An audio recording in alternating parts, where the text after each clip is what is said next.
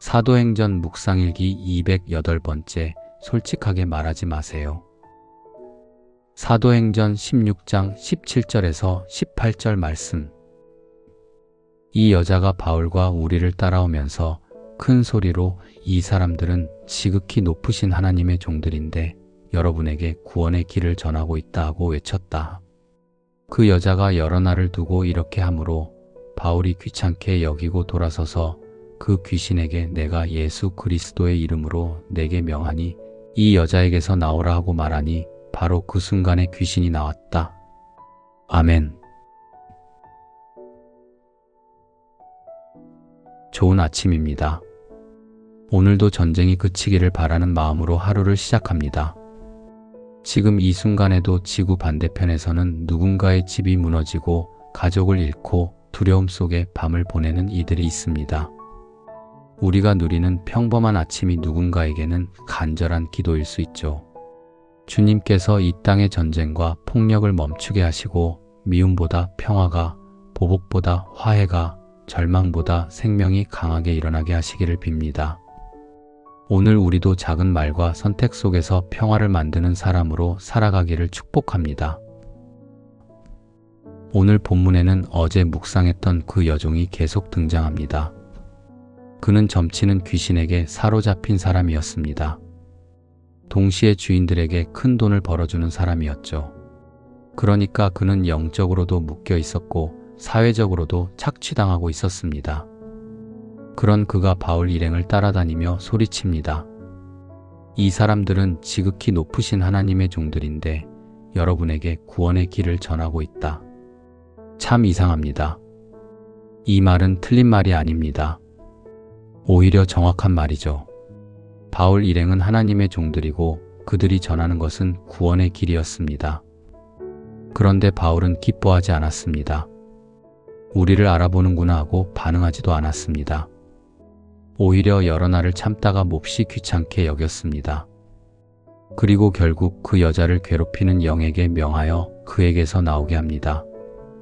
저는 이 대목이 처음에는 조금 이상했습니다. 바울이 그 여종의 상태를 몰랐을 리 없었겠죠.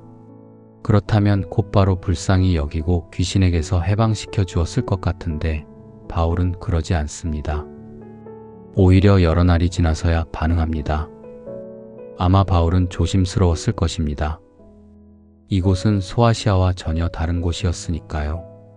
바울에게도 낯선 땅입니다. 게다가 이 여종은 누군가의 소유처럼 취급받고 있었습니다. 그의 뒤에는 돈을 벌던 주인들이 있었죠. 바울이 섣불리 움직이면 큰 분란이 생길 수 있었습니다. 그래서 바울은 조심했던 것으로 보입니다. 그러나 결국 더 이상 둘 수 없었습니다. 그렇게 여러 날을 참다가 결국 그녀를 괴롭히는 귀신에게 명하여 그 귀신을 쫓아냅니다. 여기서 중요한 진리가 있습니다. 맞는 말이라고 모두 복음이 되는 것은 아니라는 사실입니다. 정확한 말이라고 모두 사람을 살리는 것도 아닙니다. 하나님의 이름을 말한다고 모두 하나님께 속한 것도 아닙니다. 말의 내용도 중요하지만 그 말이 어떤 영에서 나오느냐가 더 중요합니다.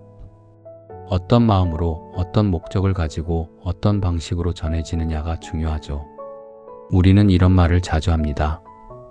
솔직히 말하는데, 팩트만 말하자면, 사실대로 말하면. 그런데 그 솔직함이 정말 솔직함일까요? 그 사실이 정말 온전한 사실입니까? 대부분은 내가 본 것, 내가 느낀 것, 내 방식으로 해석한 것들입니다. 우리는 사실을 말한다고 하지만 실은 내 판단을 말할 때가 많습니다. 솔직하다고 말하지만 실은 내 감정과 불편함을 정당화할 때가 많죠. 그래서 우리가 말하는 솔직함은 위험할 수 있습니다. 우리는 거짓말 때문에 상처를 받기도 하지만 솔직함이라는 이름으로 더 깊은 상처를 주고받을 때도 많습니다. 나는 원래 솔직한 사람이야 라고 말하면서 상대의 마음을 찌릅니다. 너를 위해 하는 말이야 라고 하면서 자기 우월감을 드러내기도 하죠. 하나님의 뜻이야 라고 하면서 자기 욕망을 포장합니다. 믿음의 언어를 쓰지만 그 안에 사랑이 없을 때도 있습니다. 그러면 그 말은 복음이 아닙니다. 사람을 살리는 말이 아닙니다. 내 영이 온전히 주님께 붙들려 있지 않을 때는 누구를 가르치려 하지 않는 것이 좋습니다. 내 마음이 불안과 두려움에 사로잡혀 있을 때는 중요한 말을 미루는 것이 좋아요. 분노가 가득할 때는 결정을 미루는 것이 좋습니다. 아무리 맞는 말이어도 내 영이 흔들릴 때는 사람을 살리기 어렵습니다. 맞는 말도 때로는 사람을 죽입니다. 사실도 때로는 누군가를 무너뜨립니다. 솔직함은 있는 그대로 말하는 것이 아닙니다. 사실 우리는 있는 그대로를 다 알지도 못합니다.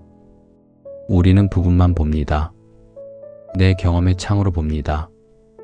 내 상처의 렌즈로 봅니다. 그러니 내가 보는 것을 절대적인 진실처럼 말하는 것은 조심해야 합니다. 진짜 솔직함은 사랑의 방식이어야 합니다. 진짜 솔직함은 사람을 자유롭게 해야 합니다. 진짜 솔직함은 생명을 살리고요.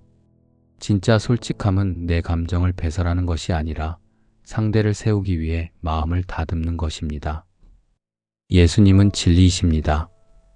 그러나 주님의 진리는 언제나 생명을 향했습니다. 죄를 드러내셨지만 사람을 버리지 않으셨습니다. 잘못을 말씀하셨지만 회복의 길을 여셨습니다. 정죄로 끝내지 않으셨습니다. 사랑으로 다시 일으키셨습니다. 그러므로 우리도 물어야 합니다. 내 말이 맞는가만 물을 것이 아닙니다. 내 말이 누군가를 살리는가를 물어야 합니다. 내 말이 주님의 마음에서 나오고 있는가를 물어야 하죠. 솔직하게 말하지 마세요. 이 말에 오해가 없으셨으면 합니다. 우리의 말에 가장 중요한 것은 솔직함이 아닙니다. 그 말이 사람을 살리는가, 사람을 자유케 하는가, 그 말에 용기를 얻고 일어서게 하는가, 입니다. 그렇게 사람을 살리는 말을 하세요. 누군가를 가르치려 하기보다 먼저 격려하세요. 정답을 던지기보다 마음을 들어주시고요.